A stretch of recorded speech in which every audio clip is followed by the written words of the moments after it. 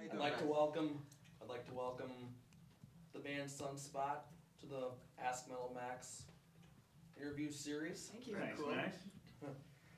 So obviously you guys have been around for like a long time now. Yes, Yes, we sir. have. True. Yeah, we've been playing together since 1996, since we were freshmen at the university.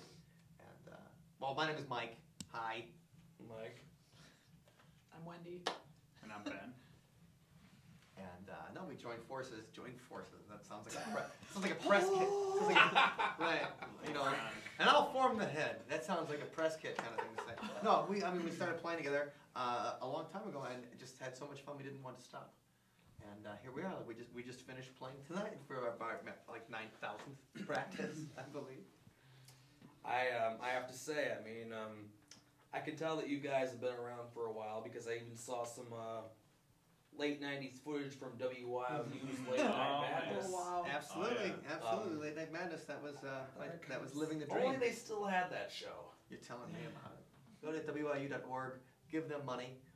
After you stop by sunspotmusic.com and give us money. Good way to go about it. Now, obviously, you know, you guys have probably played a lot of great shows in your time. You know, what's the one show that probably stands out from the rest of them? If you had to describe it. Ben, why don't you start? Almost 800 to choose from. I have great memories of playing with Death Cab for Cutie at Summerfest because they really brought a ton of people. And like our friends, you know, our friends from Milwaukee and some from Madison and stuff too were there. So we had for us a really good crowd, but they brought thousands of people. It was fun to just see that. And that was right when they were breaking. So it was fun to see like that band. That was a really exciting time. That was a really good one. Wendy, what do you like? Mine is probably our when we recorded Major Arcana, our new live DVD. Mm-hmm. It was the conclusion of our tour after doing the same exact show 23 odd times, and like the stars aligned and everything. Like we had no technical issues, and it was a really awesome crowd and fun. It was just all around fun, and just I wish every show was like that. Absolutely, yeah. I think I agree. That was the favorite show of all time. Like that was really something that was a culmination of a ton of work, and it just felt good to come home and really kick ass. And we were so appreciative of everybody being so cool. And it was a fun night. So and now it's immortalized on a right, DVD. Right, and now we can enjoy that night. In fact, I sleep with the DVDs on well. I know how you feel. Sometimes I fall asleep while I watch my Star Trek DVDs. That's the original series or Next Gen. I like most of them. The only one I probably wouldn't like is Enterprise. Well, that's weird because we have a song about Scott Bakula, and we talk about Enterprise in there. Oh, okay. And well, while that show was still going, they used it for his 50th birthday party. Like we get a call from Wow. Yeah, we get a call from Scott Bakula's agent, and I'm like, oh shit, Scott Bakula's agent. What's he gonna say? He's gonna be like, dude, this, get this off the internet. Right. And he's like, I love the song. We want to use it for his birthday party. I'm like, when's his birthday party? He goes, it's in 2 weeks. I'm like, okay, what do you want? And he's like, can we have it for like party favors? And can we play it for the PowerPoint presentation of his life? Like The montage. Like Scott Bakula, this is your life. And we got to provide the soundtrack for that. So that And meant, then they played it. Yeah. that was pretty cool. So that was like... It's a song where Mike actually states that he wishes he could punch him in the sacula. Like, we got to say it to Scott Bakula. Bakula. So it's funny. Celebrity of Darkness. So it's funny that you mentioned Enterprise. Actually, I hope you planned that. Because if you didn't, that's some... I love Star Trek just as much as I love shit. Star Wars. Excellent. That's cool stuff. Well, this is not a discussion about Star Trek and Star Wars. No, it's not. I love them. Anyway, I just have to know, I mean, you've released, I would say, probably a lot of albums during those time periods, or Yes. like, how many have you got out now, if you can keep track? 5 records. 5? So we have 5. I mean, what would be called long-playing records. 5 studio albums and then the live DVD. Oh yes, let's talk about the live DVD Yes, for just sir. a second here. Now I've seen a few clips from it and whatnot. Obviously, that's where I saw the Late Night Madness clip. Well, and I'm whatnot. sure the YouTube stuff. But But obviously, I mean, it's kind of, would you consider it like a live documentary of you guys, or mainly, I don't know, how would you describe it? It's a concert film. So it's from start to finish. What we did last summer is we put together a show that was more like a rock opera than it was a regular show. So we took, we wrote some new songs, then we took like our favorite songs, and we played with them, screwed around with them to make something like a brand new kind of experience. We combined that with video of actors, and the actors would talk to us and talk to the audience.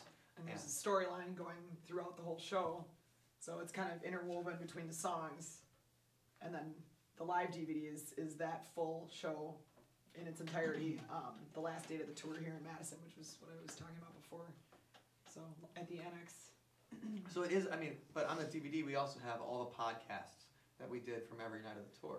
So it is like a documentary because you have... it's like a tour journal. Right, you have over an hour of the podcast. So you have over an hour podcast, plus you have, the 90-minute live show, plus audio commentary from us. It's like, if you hadn't had enough of us, now we're going to talk about the show while you watch it. So like, it's a full, like, special features and everything.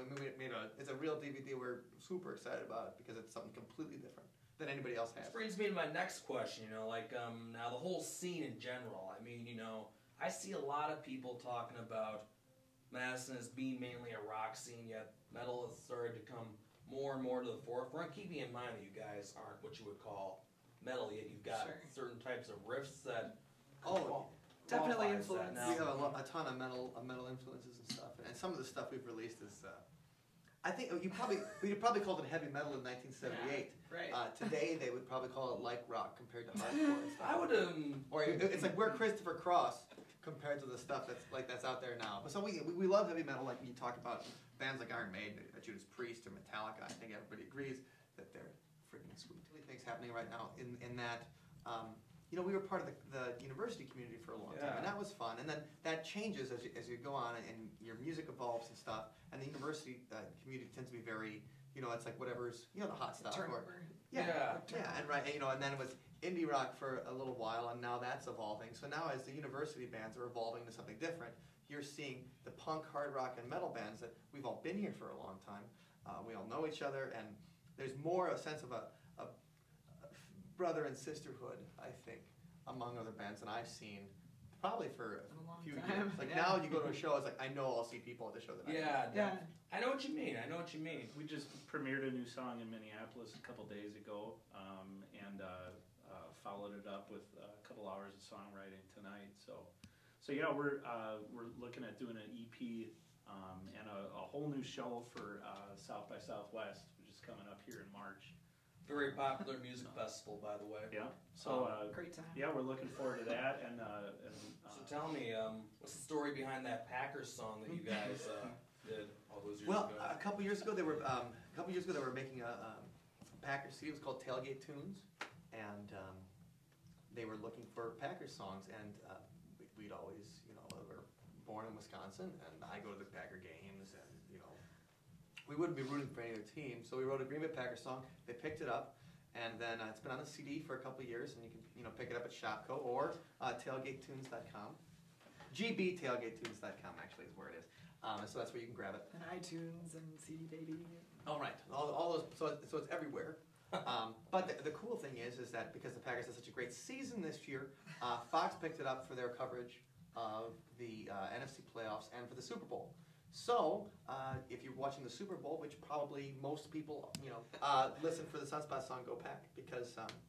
we'll be sure to, I'm sure that the viewers here will definitely be listening for something. Wins, obviously, that'd be great. I mean, it'd be great for us, because that weekend we'll probably be playing in Madison, and you can find that at sunspotmusic.com for the Super Bowl party, and you can also find our upcoming dates there.